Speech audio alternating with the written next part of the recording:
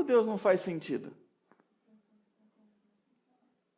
Essa é a nova série que a gente vai começar hoje. Quando Deus não faz sentido. Você já passou, assim, a experiência poderosa de olhar o noticiário, ver o bando de coisa que tem acontecido, as coisas que têm se passado, e você fala assim, cara, cadê Deus? Cadê Deus? Onde está Deus nisso tudo? Ainda mais quando é uma coisa, por exemplo, que você quer muito, e vê as pessoas destratando, jogando fora, você fala assim, cara, cadê Deus? Como assim?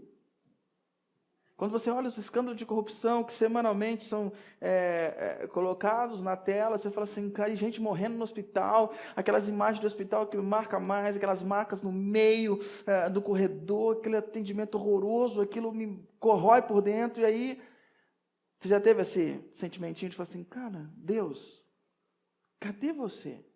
E o pensamento pior que aparece com a gente é assim, se eu fosse Deus, eu faria diferente. Cara, se eu fosse Deus, eu faria assim, faria assado, mexeria algumas coisas. E aí, a gente fica com esse sentimento de que Deus não faz sentido, que as coisas não fazem sentido. Mas deixa eu te alertar por uma coisa hoje muito, muito, muito importante. Eu quero te avisar que essa série pode frustrar você. Eu quero te avisar que você pode não gostar do que eu vou falar. E não é não gostar pouco, é não gostar muito do que eu vou falar. Você pode ficar muito irritado ao final dessa mensagem e dessa série.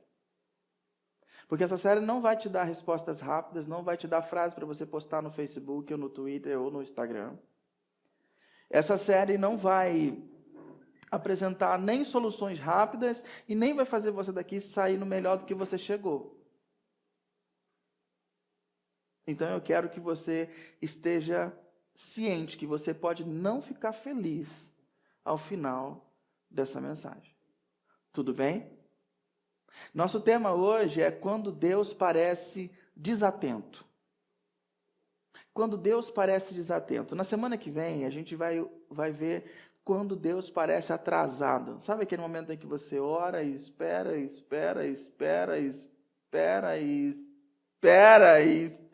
e não vem? É sobre isso que a gente vai conversar. Na terceira semana, a gente vai conversar sobre quando Deus parece não cooperar.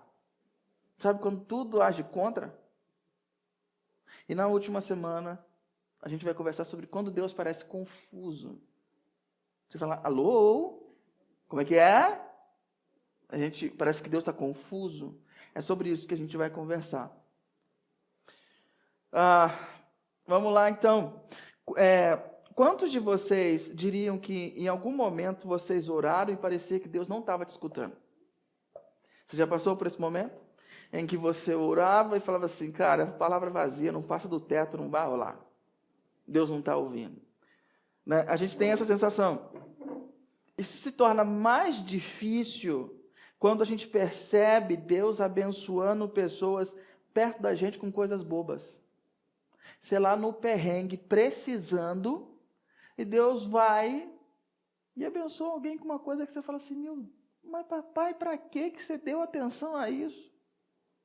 Tipo aqueles caras que contam testemunho maravilhoso que Deus arrumou uma vaga no supermercado quando o shopping estava cheio, e aí na hora que ele chegou, alguém saiu com um carro e você não teve que esperar no estacionamento do shopping, você conseguiu a vaga, foi assistir o Rei Leão, aleluia, e aí conseguiu a tempo. Eu não assisti ainda. É pecado porque eu não assisti nem o desenho ainda, mas tudo bem. Sabe, isso fica ruim, não fica? Quando você está precisando do negócio e as pessoas estão aí gastando bênção, entre aspas. Você fala, Deus, oh Deus, oh Deus, oh Deus. Mas fica pior. Isso deixa difícil. Agora, pior fica quando a gente ouve histórias miraculosas com finais fantásticos. E aí você fala assim, isso nunca acontece na minha família. Isso só acontece na família dos outros. Você nem fala com toda a articulação, achando que Deus não vai ouvir a reclamação. Principalmente quando quem é mestre em fazer isso são os pregadores, né? História de pregador, história de pastor maravilhosa. Porque Deus, a gente conta aquelas histórias e sempre dá um final feliz. Semana na mentoria, a gente estava na mentoria conversando, e aí de repente veio esse negócio, né? Aí a Sabrina falou assim, mas é complicado, porque essas histórias que vocês contam sempre dá certo. Quero ver uma história que dá ruim. Quero ver uma história quando você crucifica, mata o negócio e morreu mesmo, não voltou para a vida. Aí eu quero ver. Porque nossas histórias estão repletas dessa coisa, né? Principalmente história de pastor é um negócio assim complicado. Quando o pastor escolhe uma história para contar, não vem assim do nada, tá ligado? É uma conexão profunda com o Espírito, entendeu? Assim, vem, cara. Porque você só lembra das histórias de final virtuoso. Agora, quer piorar isso? Fica pior ainda. É quando a gente vê pessoas que não são fáceis. Você entende que eu digo pessoas não fáceis? Está entendendo? Pessoas que não são fáceis, pessoas que não são fiéis, como nós somos fiéis. Pessoas que levam a vida, deixa a vida me levar, a vida leva. E aí, você percebe essa pessoa tendo um ótimo emprego, um carro do ano, o casamento uma bênção, não tem briga naquela casa, aleluia. Cara, os caras viajam de 2 em 2 meses. Hello, Deus! O que está acontecendo? O que está acontecendo? Os caras não são fiéis, os caras não servem direito, os caras não estão na igreja como eu estou, e estão aí nadando de braçada nas coisas boas da vida. Na geladeira do cara sempre tem um pudim de leite condensado. Oh, meu Deus, eu tenho que lutar para comprar uma latinha de leite moça, porque pudim bom com leite moça, merchan, Nestlé paga nós. Então, cara, quando você olha e fica muito ruim. Fala a verdade, confessa o teu pecado aí. Pode falar, pode balançar a cabeça com aquele cachorrinho que fica no painel do carro, que eu sei que é verdade, tem igual o Zé Bonitinho quando vai andando, já viu o Zé Bonitinho? Fica muito chato, fica muito ruim. E aí eu te pergunto uma coisa, cara. O que você faz quando Deus parece ser ausente? Quando Ele parece tá silencioso? O que você faz? Deixa eu te falar uma coisa, só porque Deus está em silêncio não significa que Ele está ausente. Não é só porque Deus está em silêncio na sua vida, significa que Ele está ausente. Vai pegando essa benção aí, irmão, passando pelo na ovelha, porque o negócio vai piorar, tá? Vai pegando, aproveita essa benção, aproveita esse azeite aí, vai recebendo, porque daqui para frente o negócio vai ficar ruim. Guarda isso no teu coração. Deixa eu apacentar teu coração. Só porque Deus está em silêncio não significa que Ele está ausente, ok? Ok. Só porque você não pode ouvi-lo, não significa que Ele não te ouve. Só porque você não o escuta, não significa que Ele não te escuta. E só porque você não sente a presença dEle, não significa que Ele não esteja com você. Já parou para refletir nessa profunda maravilha?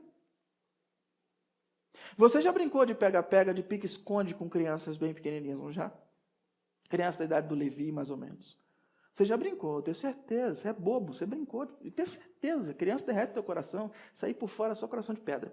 Mas você tem certeza que você brincou. E quando você brincou de esconde-esconde, o que você fez? Você foi para trás de uma cortina e colocou os pés para fora. Ou colocou um braço para fora. Ou fez questão do volume estar ali. Para quê? Porque você sabe que se você se esconder com a capacidade que você tem de se esconder, uma criança não vai te achar. Mas qual é o prazer quando você está com uma criança pequena? Não é se esconder. Qual é o prazer? Ser achado. O prazer é ser achado. Você acha que quando Deus está ausente da tua vida, Ele tem prazer em estar ausente? Você acha que Ele tem prazer em estar ausente de você? Muito pelo contrário. Deus é para você como você é para essa criança. Ele se esconde atrás da cortina e põe os pés de fora, esperando que você vá buscá-lo, vá encontrá-lo. Porque o prazer de Deus é quando você o encontra. Não é a capacidade que Ele tem de se esconder. Certa feita eu estava brincando lá na casa do Pérez com o Mateus. E aí, a casa do Pérez tem uma escada, e a gente estava brincando, eu sempre escondia atrás da cortina, escondia atrás do sofá, e de repente eu me escondi debaixo da escada. Mas era um lugar que ele estava acostumado a esconder. Então, quando eu escondi, ele estava me procurando em todos os lugares, não achou. Quando ele deu uma volta na escada, eu estava ali. Aí eu falei, minha senhora. Ele tomou um susto, rapaz, começou a chorar. Começou a chorar porque eu não tinha a dimensão de que ele estava despercebido. Então eu estava ligado. Então Deus, ele não vai fazer isso com você. Pegadinha do malandro. Às vezes a gente acha que Deus está fazendo pegadinha, né? Não rola. Não é assim. Não funciona dessa maneira. Deus tem prazer em ser encontrado. Guarde outra coisa no teu coração. Há momentos na sua vida em que Deus vai fazer questão que você sinta a presença da ausência dele. Manjou? Deus vai fazer questão que você sinta a presença da sua ausência. Bonito jogo de palavras, né? Para que você tenha vontade de buscá-lo e mergulhá-lo. Isso é normal, isso acontece na minha e na sua vida. Mas isso não é fácil lidar com isso, e eu quero mostrar isso nas Escrituras. Deixa eu apresentar para você um cara. Deixa eu apresentar para você um cara chamado João o Batista. João Batista foi um profeta radical, um profeta que foi para o deserto, ele comia gafanhotos e mel, uma dieta assim fantástica, estava no shape, abdômen todo cortadinho, silhueta em V, e ele ainda por cima se vestia com pelo de ovelha, de animal, a roupa do cara era rústica, não tinha aquela barba, era hipster o cara, lenhador, tá ligado? Comida saudável, e ele decidiu ir para o deserto e pregar a mensagem do Senhor, e a mensagem dele era o seguinte: se preparem, se arrependam, por quê? Porque o reino de Deus chegou. E ele era muito popular entre as pessoas, porque as pessoas iam até ele arrependidas, as pessoas iam até ele e falavam, eu preciso mudar de vida, e ele ia e batizava as pessoas com alvoroço, lá onde ele batizava, no Rio Jordão, em Jerusalém inteira, ficou um alvoroço por causa desse cara. Era um cara que você olhava para ele e falava assim, está brilhando, isso aí tem cheiro de Deus. Sabe aquela pessoa que você fala assim, dá um pouquinho para mim? Dá um pouquinho. É tipo João Batista na época. O cara estava na crista da onda, ainda por cima ele era primo de Jesus. Mexe com um homem desse. Mexe. A Bíblia fala aí daquele que tocar no ungido do Senhor. Você imagina naquele que tocar no primo do ungido do Senhor. Ah, moleque, vai ficar ruim o negócio.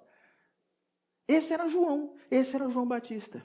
E o contexto em que ele estava vivendo era o seguinte: tinha um cara, um governante, tipo governador do estado ali, que ele era um cara muito mulherengo, chamado Herodes. E Herodes, rapaz, o bicho fura-olho. Ele se apaixonou pela mulher do seu irmão Filipe. Ô desgraça, rapaz. Já não basta ter convivido junto, o cara não quer a mulher do outro, rapaz. Fura-olho. Ele se apaixona pela mulher dele, chamava Herodias. Herodias se divorcia de Filipe e casa-se com Herodes. E aí Herodias já tinha uma filha. Ela já tinha uma filha. E aí passa a viver os três no palácio. E boa. Quando essa história cai no ouvido de João o Batista, João não fica satisfeito e começa a confrontar Herodes. O que é isso, rapaz? Toma vergonha na sua cara. Devolve a mulher do teu irmão, rapaz. Tu não tem direito de fazer isso, não. Tu está roubando a mulher do teu irmão só porque tu é governador. O que é isso, rapaz? E começou a confrontar. Só que Herodes tinha uma quedinha por João, porque ele gostava de ouvir João. Mas você sabe, quando uma mulher põe um negócio na cabeça, encasqueta com uma pessoa, essa pessoa não pode passar nem no portão da tua casa, que tu sabe que tua vida vai virar um caos. E a mulher ficou muito bolada com o João e falou assim, eu quero que você prenda esse cara, você prende esse cara, você está de prender esse cara, você vai ter que prender esse cara, porque não dá, mata esse cara. Você sabe quando a mulher quer alguma coisa, né? Como esse vento impetuoso, aleluia. Quando a mulher quer alguma coisa, ela sabe conquistar, ou é pelo amor ou pela dor. Você que seja um rapaz, né, antenado, porque é assim que funciona. Aí ela começou a falar bastante na cabeça dele, e ele falou assim, não vou matar ele não. Vou prender, então. E ele manda prender João, cara. Manda prender. Prende João. João fica lá preso. E o texto diz assim, acompanha comigo.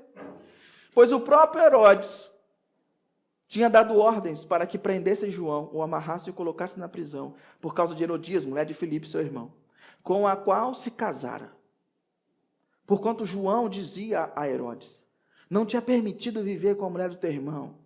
Assim Herodias odiava e queria matá-lo, mas não podia fazê-lo porque Herodes temia João e o protegia, sabendo que ele era um homem justo e santo. E enquanto ouvia, ficava perplexo. Mesmo assim, gostava de ouvir. Esse cara estava na saia justa: faço o que minha mulher quer ou sigo o meu coração? Ficou uma situação complicada. E o que João estava fazendo nesse momento? João estava simplesmente servindo a Deus.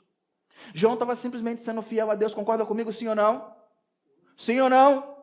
Não vou deixar você dormir hoje não, aleluia. Então João estava servindo a Deus, João estava ligado nas coisas de Deus, estava lá fazendo, anunciou a chegada do Messias. Quando a pessoa começou a achar que ele era o Messias, falou assim: não me siga, siga o Messias, eu não sou digno de amarrar as sandálias dos pés dele, não sou eu o cara, mas o cara está vindo aí. E quando o cara chegou, ele batizou o cara, ele não ficou com glória, não roubou glória para si, ele batizou Jesus. Os discípulos dele perguntaram, ele disse: aquele lá é o Cordeiro de Deus, que tira o pecado do mundo, sigam ele. Você quer um homem mais fiel? Que não queria popularidade, que só queria cumprir o propósito dele? Está na pegada? Está vendo como é que esse homem era? Esse homem era bom demais. Só que depois ele é preso. E é preso por quê? Porque ele fez o certo. Simplesmente por isso. Ele foi preso porque fez o certo. Agora você me diz uma coisa do fundo da tua alma, do teu coraçãozinho aí. Se você é João e fez tudo certo, fez tudo o que tinha que fazer, andou na linha de Deus, e agora você está preso, amarrado, lá no calabouço, o que você espera que Jesus faça por ti? O que você espera que Jesus faça? Resgate. Óbvio. Resgate. Não, fica tranquilo, que daqui a pouco o meu primo vem.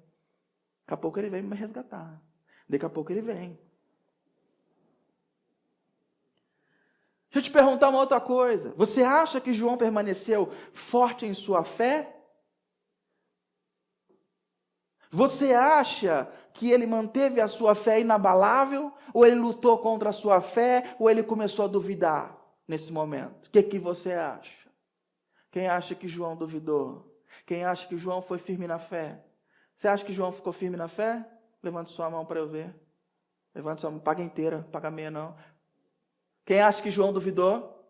Levante sua mão para eu ver. Aleluia, a multidão está dividida. Aleluia. Querido, João era humano. João era humano. E ele começa a duvidar. Ele começa a fazer perguntas. Espera um minuto. Jesus realmente é aquele que eu pensei que seria? Ele é mesmo o Cordeiro de Deus? Tá estranho esse negócio. Será que é ele? É o cara ou a gente tem que esperar o outro? Fulano, vem me visitar. Fala o seguinte, vai lá até Jesus. Pergunta para ele se ele é o Messias mesmo ou a gente tem que esperar outro. Pergunta se ele é o Messias ou a gente tem que esperar mais alguém. E o que acontece? Os caras vão lá.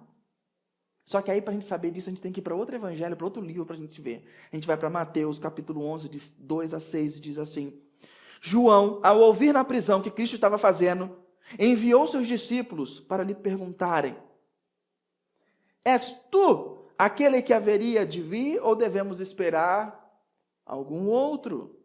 Tu é o cara, ou tem que vir mais alguém?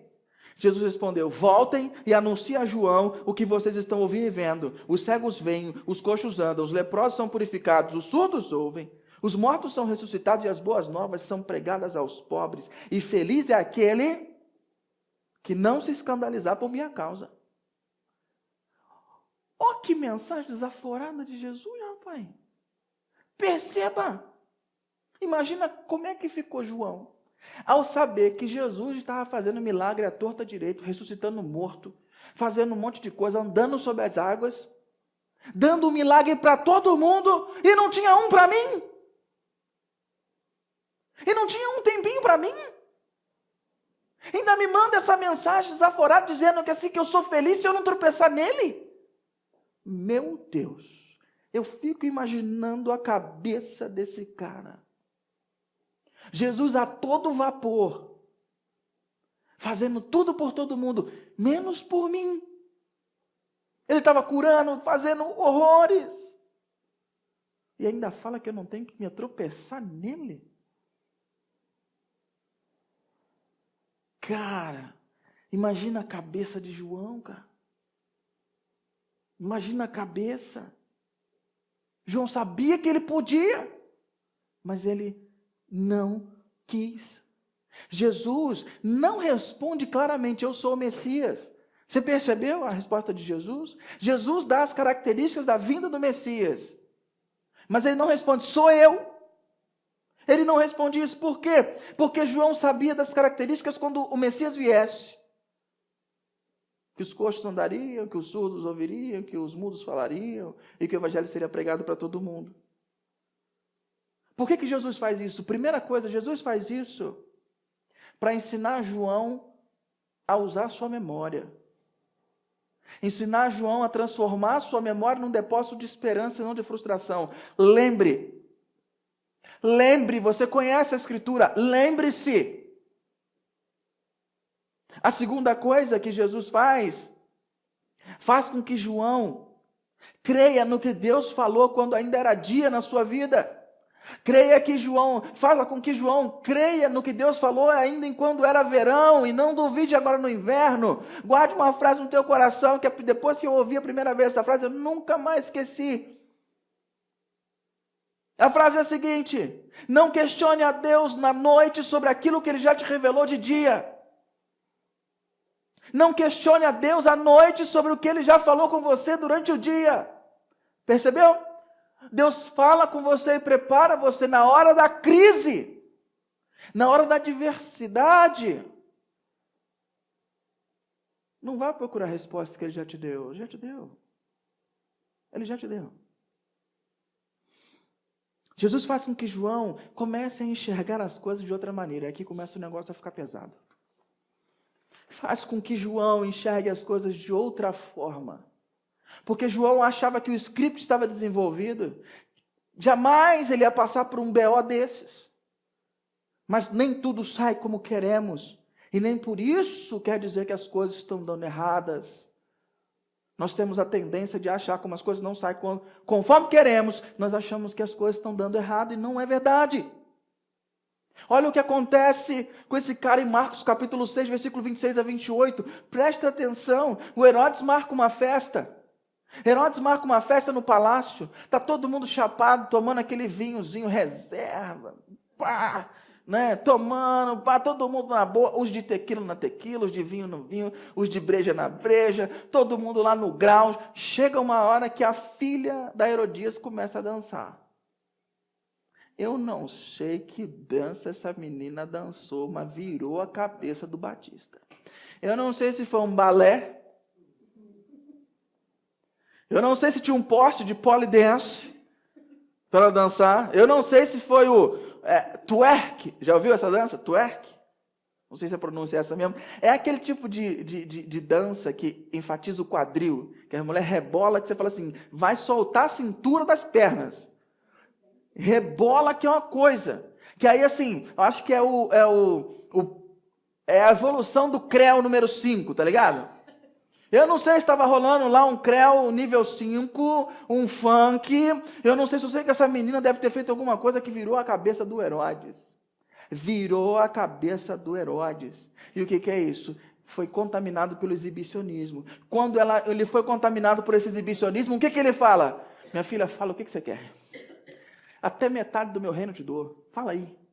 Você tem noção do que ela tem que ter dançado, cara? Para o cara falar isso? Por mais cachaça que ele possa ter bebido. Pede o que você quer. Na cabeça dele, ele está pensando aqui, ela vai pedir um iPod, um iPhone 10, um Galaxy 10, sei lá. Vai pedir um ingresso para o show. Showzinho dos coreanos e tal. Vai pedir alguma coisa nesse sentido, porque é K-pop, né? Então, no bagulho. Vai pedir alguma coisa nesse sentido. O que ela vai pedir? Um carro, talvez? Sabe o que a menina faz? Ela sai correndo. Mãe, o que eu peço? Ah, pai. Mãe, o que eu peço? A mãe com o coração envenenado. Aleluia. Aquela mãe com aquele coração já verde, de raiva. Fala o quê? Fala o quê? Traz a cabeça do Batista numa bandeja. Pede a cabeça de João. Mata ele. Deve ter até babado quando falou para a filha. Mata ele. E aí você olha, lembra de João lá dentro do cárcere? Lembra de João lá acorrentado? E o que João está esperando? João está esperando o quê? Que de repente um terremoto aconteça. E suas cadeias quebram. As correntes quebram. De repente ele se levanta. Aleluia. E ele sai da cadeia de Passos Largos e entra no salão. Quando ele vem, aquela fumaça sobe.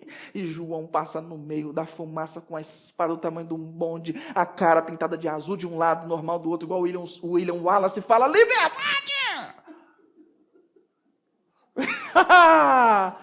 Ou então João está lá sonhando. De repente dá um terremoto, as correntes se quebram. Ele vai a passos largos para o salão. E ele estica a mão, o Mjolnir começa a balançar. Ele pega o martelo do Thor, roda e tá! E joga um raio em cima do Thanos. Aleluia! João estava pensando, vai ter livramento. Alguma coisa vai acontecer. E de repente ele ouve os passos do cara. Ah, meu pai. Infelizmente não houve nada disso que eu te falei, foi bem diferente. Olha o que aconteceu. O rei ficou muito aflito, mas por causa do seu juramento dos convidados, não quis negar o pedido à jovem. Assim enviou imediatamente, pegou o lance na interação, né? Assim enviou imediatamente um carrasco com ordens para trazer a cabeça de João. O homem foi decapitado.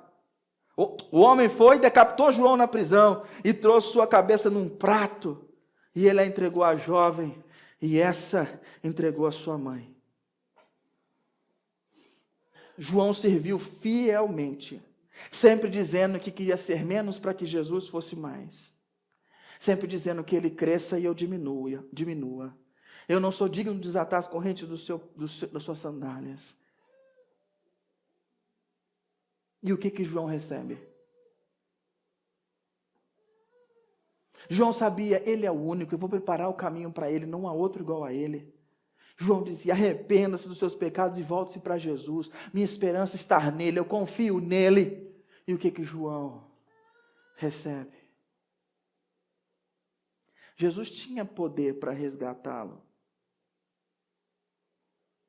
Quando o guarda entrou para ver João na prisão, traz a cabeça dele, dá um impacto na gente, se você olha com cautela e você pensa assim, opa, essa parte da Bíblia não se encaixa no cristianismo contemporâneo do Grupo Valinhos, o que eu tenho vivido. Não, porque aqui é uma mensagem contemporânea, aqui é uma mensagem de vitória, é uma mensagem que ensina a gente a viver no reino, reinando. Isso não está direito com os meus padrões cristãos, isso aí eu acho que foi uma falha de Deus. Só que não foi, querido. Estava lá. Agora pensa de outra forma comigo. Qual era o propósito de Deus para a vida de João? O propósito de Deus aconteceu, mas não foi da maneira que João queria. Qual foi o propósito de João? O propósito de João era o quê? Preparar o caminho para o Messias. Ele preparou o caminho para o Messias? Preparou o caminho para o Messias. Qual era o propósito de Jesus? Qual é o propósito de Deus? Que os cegos passariam a ver, que os surdos ouviriam, que o evangelho estava sendo pregado. Isso se cumpriu? Se cumpriu. O propósito aconteceu. Deus fez sua vontade e o propósito aconteceu. Mas saiu do jeito que João esperava? Não. Não saiu do jeito que João esperava.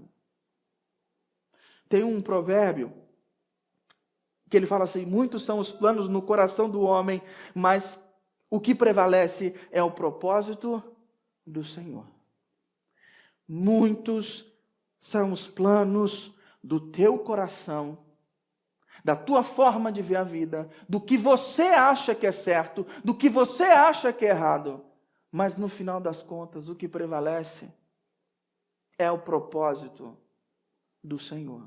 Você pode espernear igual barata de cabeça para baixo, igual joaninho, besouro de cabeça para baixo. Você pode fazer o que for, mas no fundo o que prevalece é o propósito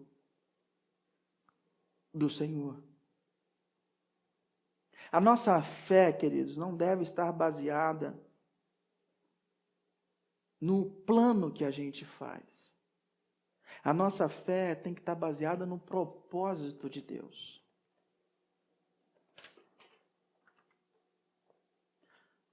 Você não precisa entender o plano de Deus para confiar no propósito de Deus. Guarda isso. Você não precisa entender o plano para confiar no propósito de Deus. Vou falar mais uma vez. Você não precisa entender o plano para confiar no propósito. Vou falar de novo. Você não precisa entender para confiar. Não precisa. Mas nós temos a tendência de querer ter o controle e saber tudo o que vai acontecer. E se possível for, dar uma opinião de sabedoria para Deus, como que Ele deve conduzir a nossa vida.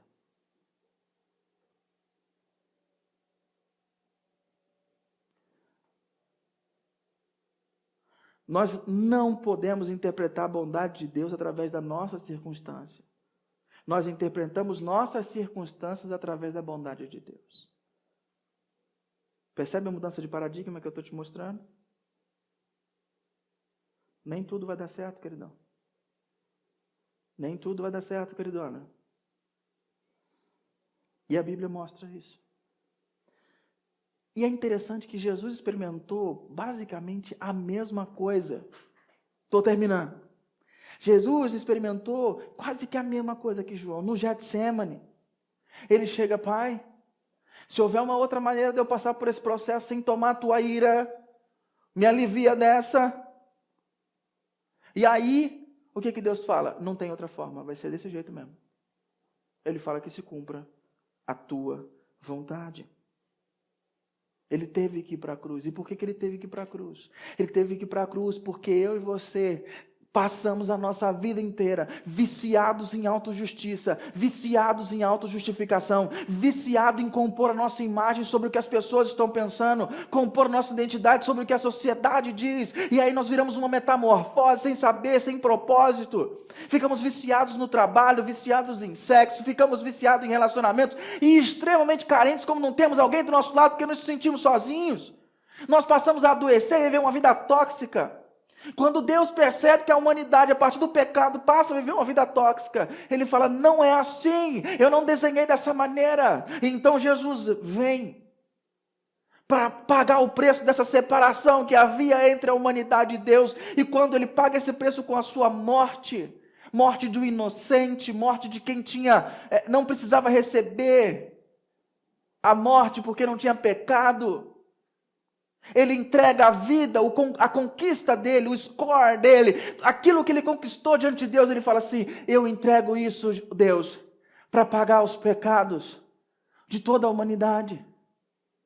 O homem Deus morre para te dar uma oportunidade de se livrar dos vícios. Ele é o terremoto que a gente esperava na cela de João, e que quebra as cadeias, quebra as correntes. Eu não preciso mais, eu posso dar uma segunda chance para as pessoas, porque Jesus me deu uma segunda chance. Eu posso novamente apostar no amor, amar alguém que me feriu, porque eu cansei de ferir Jesus e Ele me amou mesmo assim. Eu posso dar uma segunda chance, eu posso amar, eu posso ter a oportunidade de viver livre dessas amarras. Por quê?